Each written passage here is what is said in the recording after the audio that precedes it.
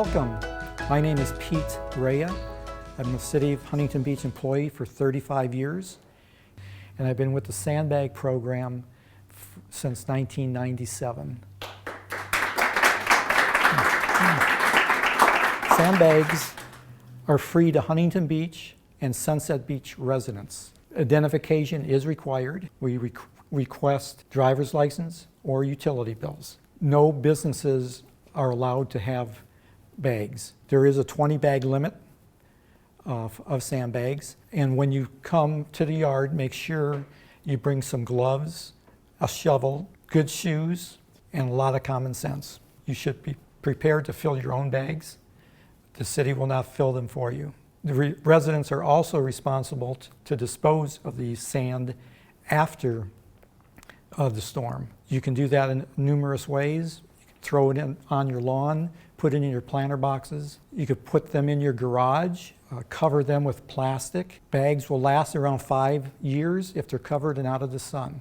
The corporation yard is also an active yard, so there is going to be plenty of large vehicles driving throughout the yard throughout the day, so yield to city trucks. The use of sandbags is a simple but very effective way of preventing or reducing flooding. The purpose of sandbags are to divert water. It diverts the water away from structures. If set properly, they can stop raging waters. If not, you can actually flood the structure. How much sand can put in the bag? In this case, less is best. We recommend to fill a bag 1/3 to half full, which takes approximately 3 to 4 shovelfuls of sand. A sandbag half full with dry sand weighs approximately 40 pounds. So if you fill the bag all the way to the top, you wouldn't be able to lift it. When filling the bags, make sure you use proper safety techniques and lifting techniques. You want to lift with your legs, keep the bag close to your body, and do not stretch or twist as you're carrying the bag. If you need a back brace, feel free to use one, but don't rely solely on the back brace. While filling the bags too, a pair of gloves is a necessity. Our bags are nylon and they can cut your hands. It's wise to put down some Visqueen in your trunk or in the back seat of your car.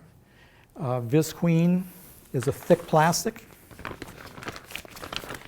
and it will protect your car from the dust and from the mud that sand might cause.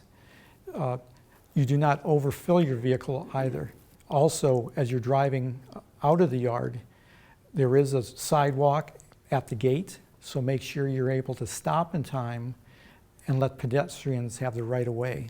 A car loaded with sand is more difficult to drive, especially in rainy weather. How many bags can you have?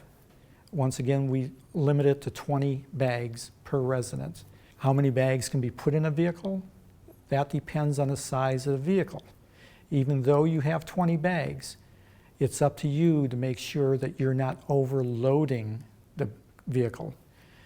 Recommendations: small vehicles, up to 10 bags. Mid-sized vehicles, small SUVs, up to 15 bags. Trucks, 20 to 25 bags. Once again, that's recommendations. It's your vehicle. You need to know how it drives with that amount of weight in the car. Typical ways of setting bags. First of all,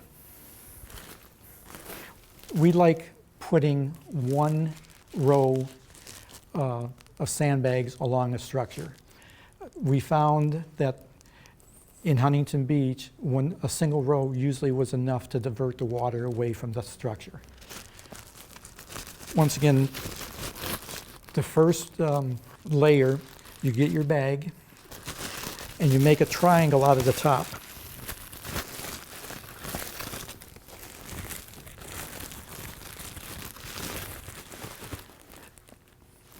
You'll place it at the downhill motion of the water.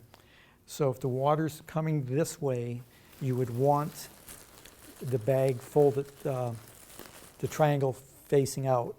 The reason for that is if water's flowing this way, it cannot open the bag. If we did it the opposite way, the water could get through and pull the bag apart. Once you get the bag down, you stomp it to kind of lay out the sand in the bag. Next bag, same process. Place it on top of that fold, form a triangle, and continue. Stomp it down and continue. Always doing a triangle on the ground. The final bag, place it over itself, fold it over itself. And you, once again, that fold you would place towards the water flow. If you need to do a second row, you do the same process, and it's like laying bricks. You put the bag against the seam, do the triangle, another bag, same thing, triangle. Once again, the final bag you would fold over on itself and place it down. How many bags does it take to secure a place? Entry doors, this is all single layer. Entry doors are usually 4 to 5 bags. A 10 to 12 foot patio door is approximately 10 to 12 sandbags. And finally, a garage door, a double garage door, is approximately 20 sandbags.